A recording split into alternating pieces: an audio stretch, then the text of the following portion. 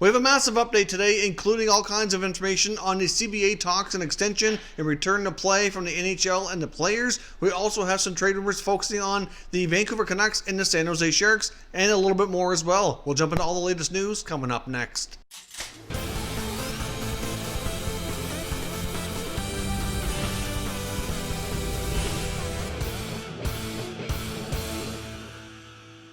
So welcome back to another video here at Top Shelf Hockey. Now, as I mentioned, we have a lot to cover today. Before we jump into all the news from Elliotte Friedman and all the terms that are being leaked here on the potential CBA extension that's being worked on by the NHL and the Players Association, we have a couple other quick little tidbits of news to talk about first. The Detroit Red Wings might be losing one of their top prospects in Evgeny Svechnikov, who has been in the organization playing in North America for 3 years. He did play his junior hockey in North America as well in the QMJHL for the Cape Breton Screaming Eagles. It was a first-round pick back in 2015. It was drafted with a lot of high hopes, a lot of potential. Certainly had a really solid year, his first-year pro in the American Hockey League, put up over 50 points, but since has kind of regressed and has battled a lot of injuries. Those injuries have certainly played a key role in his lack of production, his lack of NHL opportunity, I guess we could say. And there's a lot of talk that he might be leaving the Red Wings organization and heading over to play in the KHL. Apparently there's negotiations going on between him and AK Bars. So I guess we'll have to see here. Obviously, if he goes over there for,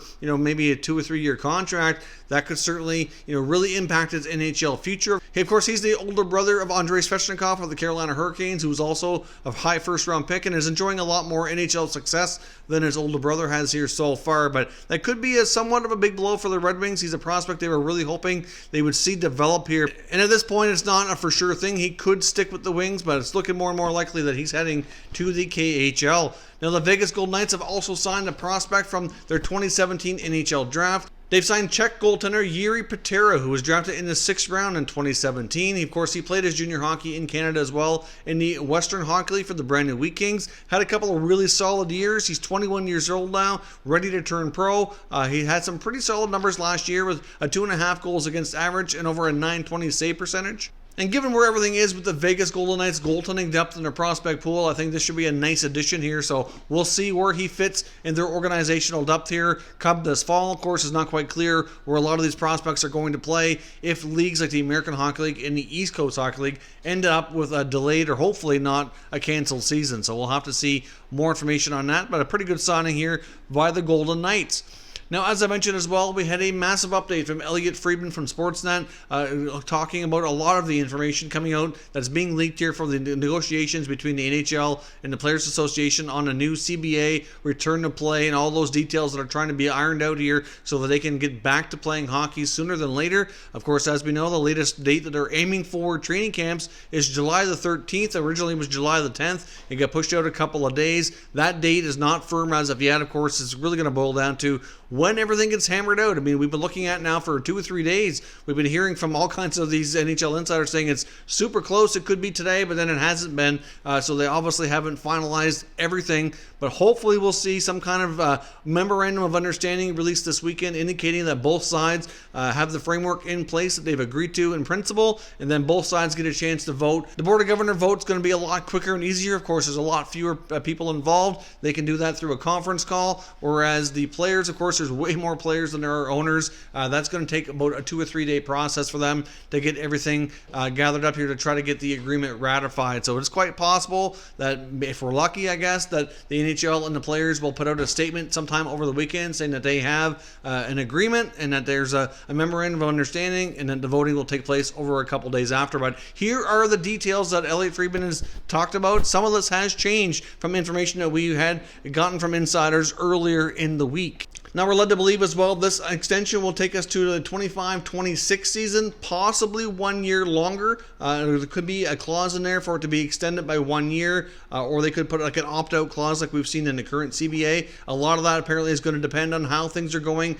with the escrow repayment. If the escrow amount is still owing around $125 million or anywhere close to that, they could extend the agreement to keep everything in place for 1 year. Now, speaking of escrow, it's believed to be 20% is what's going to be held back for the 2021 season, and it's supposed to drop to somewhere around 14 or approximate percent next year, and eventually towards the end of this is going to level out to be down all the way to 6%. So obviously escrow is a major issue for the players. So long term, if they can get this lowered down to 6%, that is certainly good news. And of course, obviously the salary cap as well next year is expected to remain flat at 81.5. It's not guaranteed to remain flat more than a year, but likely will be. What they're putting in here for this clause is that until they get league revenues back up to about $4.8 billion, the salary cap would not rise. So that's likely going to take a couple of years at least, depending on how everything goes with getting fans back in attendance when they can restart the 2021 season. There's a lot of variables there that are kind of to be determined that we just can't predict right now, but obviously tying it to a certain amount of revenue being generated is probably a better idea. As we mentioned before, there will be a 10% salary deferral next year, and that will be paid back over the final 3 years of the CBA. Of course, escrow will be lower at that point as well, so longer term, that does help the players a little bit. Elliot Friedman mentions here that the 2022 and the 2026 Winter Olympics are all but guaranteed, pending an agreement here with the IOC, which we don't really think will be difficult to get done. The IOC had already made a lot of changes to get them in before, but the NHL was still reluctant to go. So now that seems like it's pretty much a slam dunk that the players will be going back to at least the next 2 Winter Olympics. The bonus pool of money made available for the playoffs is being doubled this year to $32 million.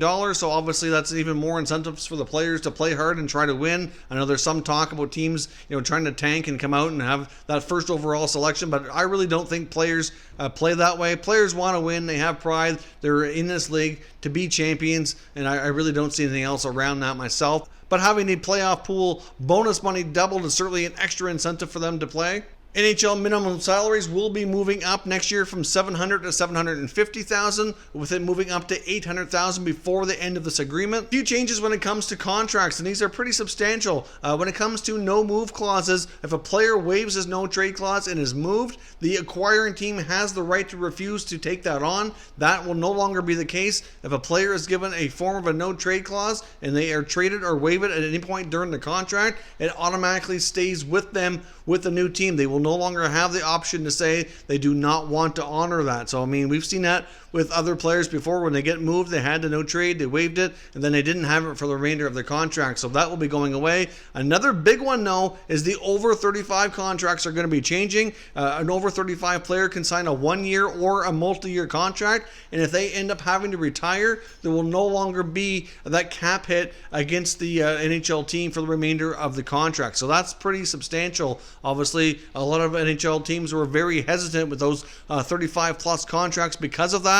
If they weren't confident a player could get through it, then clearly that was a problem, but no longer will be. That's pretty big news, especially for older players that are still able to play and contribute at a higher level. Reduces the risk here a little bit for NHL teams if they don't have to worry about the cap hit if the player decides to retire before the end of the term. So that's a pretty substantial one here. There is no changing as well to signing bonuses. We had seen before, there was a lot of talk that signing bonuses could end up changing. I think the players likely fought against that because clearly it works out well for them.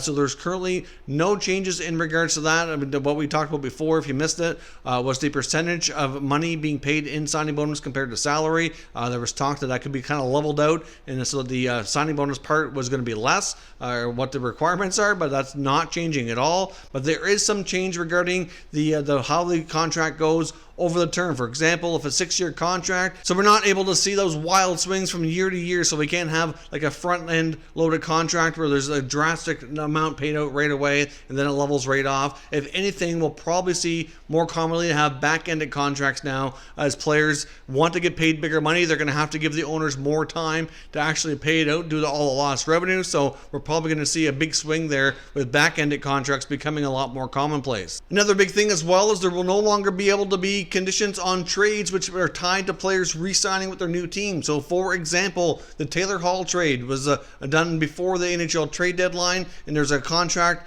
and there's a conditional pick in there that if Taylor Hall re-signs with Arizona, that one of the draft picks going to New Jersey can be upgraded. Those types of conditional picks will no longer be available to be made in trades. That certainly could have an impact on the teams that are selling at the deadline, because clearly, if they sell a player and then the player re-signs, then obviously they're not going to get that potential additional compensation. Now, it doesn't mean that they can't negotiate things to be just a little bit different in there. They just won't be able to have upgraded picks. So not to say that they can't have picks for certain things in certain conditions, just not tied specifically to re-signing like that. So obviously that could hurt value a little bit. And of course, players can opt out of this summer tournament with no questions asked. They just have to indicate that they're not playing, and it's just as simple as that. They will not be punished in any way. There's no questions. They don't have to say a word. Just will not participate, and that's the end of the story. Now, the other big thing as well, which came out a little bit in the last day or so on hub cities, of course, there's still pretty much confirmed this as Toronto and Edmonton as the hubs, but it's looking like Edmonton will have the opportunity to host the conference finals and the Stanley Cup finals. So obviously the other part of this too is that that's believed that families for the players will not initially be allowed to join them in the original bubbles where they start to play the playoff rounds, but families will be able to be joining them once they reach that level. So clearly in the beginning, that's a lot of extra bodies when it comes to the hotels and all the other arrangements for the bubble, but as teams get eliminated and those players can go home, they can allow more family to come in. I mean, obviously, I certainly feel for players to be away from their families for an extended time. For some of them, it might feel like an extended road trip. For the ones that are not in it for very long, like the ones that lose the qualifying round, really won't be gone too long, but by the time you factor in training camp and being in a bubble there and then going to the hub cities, even those teams will still be, a fair bit of time. So it's not an easy task, but clearly this is something that if they want to play that they're going to have to be able to do, but at least families will be able to be part of it for at least a little while. So that is a lot of information to digest on the collective bargaining and the extension. So if all this comes to pass and they have a full agreement here, there could be a few other details that emerge, and then like I said, it'll go to a full vote by the full complement of the Players Association, which will likely take a couple of days given how many bodies are involved with that, and then we'll also see a Board of Governors call. We'll see what happens. Hopefully by sometime early next week, this will all be done and we can stop talking about it and be starting to plan here for the 2020 NHL playoff rounds. Now, as I mentioned as well, we have a few NHL offseason rumors I want to take a look at, and having a flat salary cap is a big part of what these rumors are, as well as where some of these teams are at. Let's start here with the Vancouver Canucks. Now, the Vancouver Canucks are one of the teams that are already having a tough time with the cap, and of course, a lot of the contracts that they have in place were not committed to with the intention of having a flat cap, for potentially 2+ years. Obviously, one player I want to talk about today, though, is Loui Erkisson. There was mention about Erkisson again in a recent article in the Province by Patrick Johnston, talking about the Canucks and some of the issues they're going to have to do this offseason. They clearly want to keep goaltender Jacob Markstrom. They obviously would like to sign Tyler Toffoli. They sound like they want to sign defenseman Chris Tanev, and that's going to be very, very challenging when you have some unfavorable contracts on the books. And a guy like Loui Erkisson, obviously Brandon Sutter, Michael Furlan, those are all contracts that the Canucks are likely going to try to part ways with if they can. Now, in Loui Eriksson's case, you can't help but wonder if he would actually end up retiring. This article actually touches on the fact that they wonder what it would take to get him to go down the road like we saw Zach Bogosian with the Buffalo Sabres. We've talked about Loui Erkisson before, and it might seem like a bit of a pipe dream because I can't see him walking away from a whole lot of money, but we're down to 2 years left on Eriksson's contract. He does have a signing bonus that was due, which I believe could have been July 1st that was payment was required on, so there wouldn't be a lot of time and money left on that contract. So the Canucks really need to find a way to shed themselves to this Loui Erkisson contract to really have an opportunity here to get these other players under contract. I think there's only a few teams that would really be in a position to take that contract on. We're looking at teams that have all kinds of cap space that might be able to take the salary and at the same time get some kind of a sweetener out of Vancouver for taking that on. They'd have to part likely with a pretty decent prospect. You can't help but wonder maybe if a player like Jake Virtanen might even be moved as well. He's a restricted free agent. Of course, we saw him get in a little bit of hot water recently after some posts on Instagram showed him, which I believe was at a Vancouver nightclub, not wearing a mask, not social distancing. So there was comments from the Canucks that they were going to be discussing that with them, but I really don't see that having too much of an impact on his future with Vancouver. But regardless of that situation aside, he had a great year. I've mentioned before that he's a player whose value has picked up a lot, and it might be time to kind of sell high on Virtanen. They have a lot of forwards, they have a lot of cap issues, and putting him into a deal with a guy like Erikson or maybe another younger prospect might be what's required to move him out. We're looking at teams like Detroit, New Jersey, Ottawa that have the space to take it on. and could actually facilitate that kind of trade. But they're going to have to sweeten the pie here to get a team to take Erkisson on if they're going to have any chance at all at keeping a lot of these players together. Now, there was also mentioned in this article as well that the Canucks came really close to trading Loui Erkisson 2 years ago in 2018 to the Edmonton Oilers. I mean, we had heard lots of rumblings for probably the better part of a year about guys like Milan Lucic, James Neal, as well as Loui Erkisson. Obviously, those contracts were all unfavorable, all in the western part of Canada, and apparently we don't know for sure who was being offered in return, but I'd have to assume it was likely Lucic was the player coming back to his hometown Canucks, because there was a lot of trade chatter around him as well going to Vancouver. Apparently Loui Erkisson blocked this trade though with his no trade clause, and it never came to be. Obviously, can you imagine? Peter Chiarelli was still the GM in Edmonton at that point in time. As much as that Milan Lucic contract was not favorable, I'm not sure how things would have really went well any better for him if he would be able to trade Lucic for Erkisson, because Eriksson's contract right now, you could argue, might even be worse, because at least Lucic provides some other things on the ice. He can stand up for his teammates and play a more physical role. So I would take Lucic over Erkisson if I had to pick. Not that either one of them was really high up on my list of guys I'd want on my roster, but still, I think right now the Canucks would probably rather have Lucic. So it's unfortunate that they weren't able to move that deal, but obviously if they'd be stuck with Lucic, and I guess, hard to say how much better off they would have been. But I'd love to know what your thoughts are down below in the comment section. Do you think the Canucks would have been better off being able to make that trade? And do you think they can find a way to finally get it done now that we're down to the home stretch of the contract term with Loui Erkisson? Now, as I mentioned as well, I want to talk quickly on the San Jose Sharks. There's a recent article from Kevin Kurz of The Athletic talking about the possibility maybe the Sharks should kind of tear it down and take a step back here, as he says, and maybe go towards more of a rebuild. The team was really awful this year, finished really low in the standings. They handed Ottawa a really high draft pick that they obviously had to give up as part of the Erik Karlsson trade. And obviously, things are not trending in the right direction. He wonders between their tight salary cap, which is going to be a problem like for many teams. There's a lot of teams we could sit here and talk about trade possibilities and rumors about who they're going to move, because obviously a lot of teams are going to be having a lot of severe cap issues due to it not rising here for a while. And obviously at the same time, we get the Seattle expansion draft coming up as well. So what can they do? I mean, they have guys like Vlasic and Burns and Karlsson. It's a lot of money on the blue line. They have a goaltender, Martin Jones, making a lot of money, who's been inconsistent to say the least. And then, of course, they have some decent young forwards, but they could certainly use more in that department here as well. So he pondered the idea of maybe trading Brent Burns as well as forward Evander Kane in this article, talking about the fact that he feels they could likely attract a first-round pick and maybe a pretty solid prospect to boot for each player. Now, of course, there's no rumors linking them to any specific teams. The Sharks are not going to be playing hockey for a while. It's just a kind of an opinion of his that a road they should probably consider going down to consider the overall health of this team and the overall future viability for them to become a strong team again, because they have a lot of issues to deal with in San Jose. So in your opinion, do you think Doug Wilson can pull off another massive trade and get this team kind of reset and back into contending status in the short term? Or do you think the Sharks should really go more towards a rebuild, look to trade guys like Burns and Kane? And do you think it's realistic they could get a first round pick and a top prospect? I mean, in Kane's case, he's a little younger, a little bit more productive, obviously with his contract's pretty reasonable. But in Burns' case, he's still productive, but he's much older and he has a lot of term left, which is going to take him well into his late 30s. I think it's actually going to be even 40 years old before his term is up.